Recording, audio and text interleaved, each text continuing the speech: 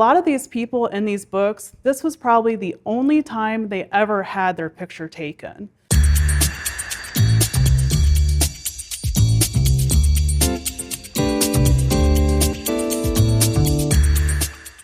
One of the most requested record series we have here at the State Archives is our prison records. We have prison records from Joliet, also known as Statesville, Pontiac, and Menard prisons. Our records go as far back as the late 1800s, all the way up to the 1970s.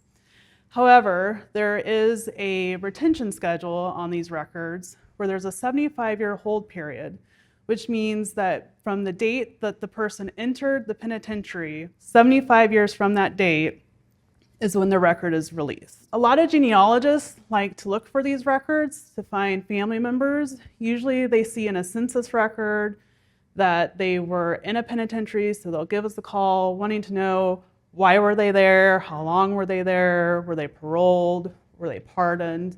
So our registers are a great tool for genealogists. Not only does it give their name, it often gives their aliases, it'll give their age, the county where the crime took place, and sometimes they'll even mention whether they were in there multiple times or if they were transferred to another prison. One thing that a lot of people look for are mugshots. For our Menard prison, we have these beautiful mugshot books. What's so important about these mugshots is that for that time period, photography was still fairly new and it was expensive. So for a lot of these people in these books, this was probably the only time they ever had their picture taken. So for people to find a picture of their ancestor, especially in this sense, in this time period, is really rare and really exciting for people.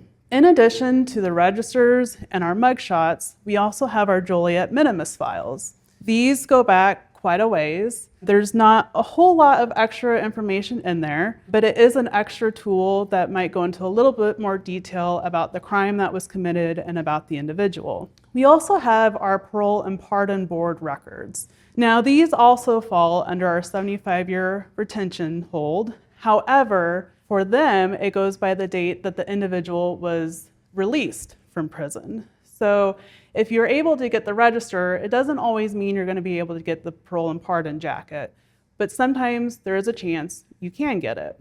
What's really significant about these is that they go into even more detail about the individual and their time in prison and their crime.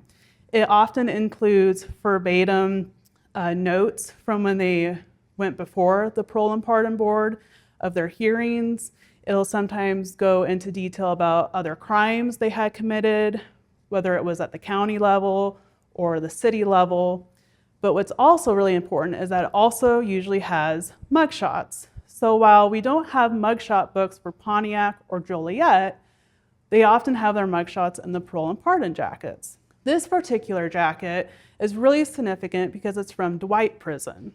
While we don't have other records from Dwight Prison, we do have their parole and pardon institutional jackets. What's important about Dwight Prison is that it was a women's prison.